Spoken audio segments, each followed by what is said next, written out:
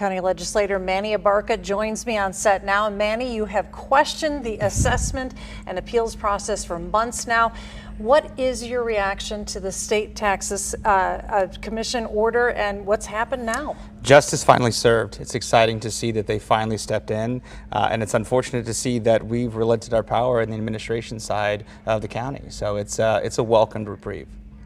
Here is more of what the Tax Commission's order says. Manny, we want to bring our viewers up to speed that the county failed to give proper notice to property owners and failed to perform physical inspections where the assessed valuation increased by more than 15%. Now, it also claims officials did not notify property owners whose values increased more than 15% or notify property owners a physical inspection was required in those cases, or notify property owners of their rights.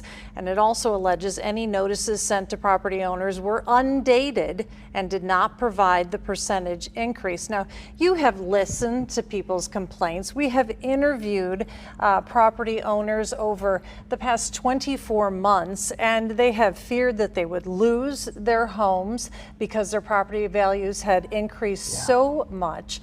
And now we're looking at a situation where some people have paid well above the 15%.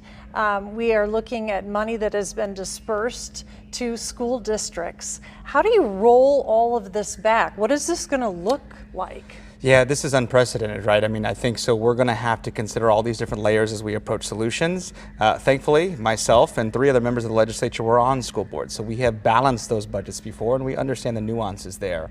So we're going to have to strategically approach this issue, knowing that we want to make sure taxpayers are made whole, and we want to make sure that our taxing jurisdictions aren't left in a lurch, not able to fund their daily operations.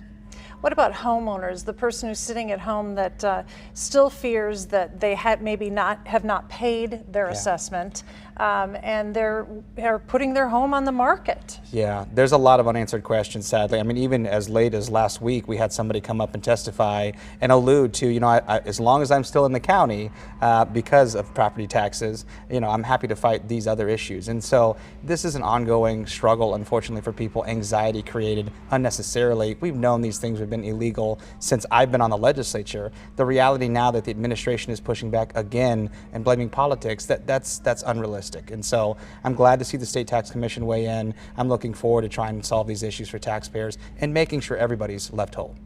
But we've got a long road ahead of us. Absolutely. And you have you served as treasurer of the Kansas City School District.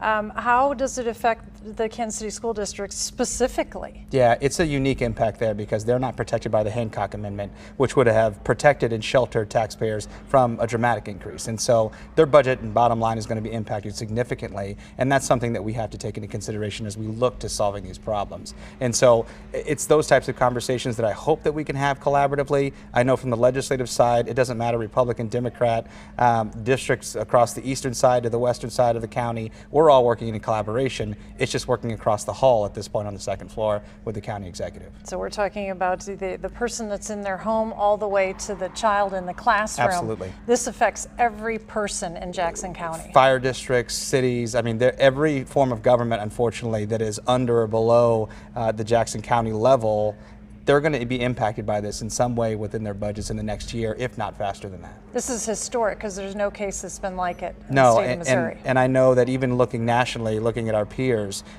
just 3 weeks ago when we were at conference, people were talking about what's happening in Jackson County because it doesn't happen like this. It doesn't have to happen like this.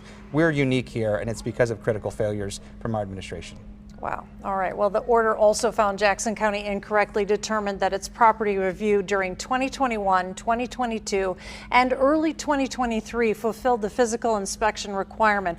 Also, it states there were widespread and systemic failures that impacted at least 75% of properties. So many questions will evolve from here. This is a long process, and as we said, it is historic. And so, Manny, I appreciate you coming in tonight. The hearing will continue tomorrow morning. The trial continues on Friday.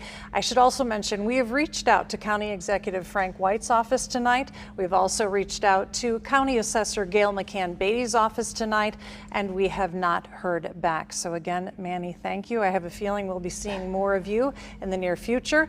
We have been following this for months as complaints from viewers rolled in. I have investigated the Jackson County Assessment Office and sat down one-on-one with Gail McCann Beatty to see all of our coverage. You can go to KMBC.com and you can count on our team to keep you in the loop as this story moves forward.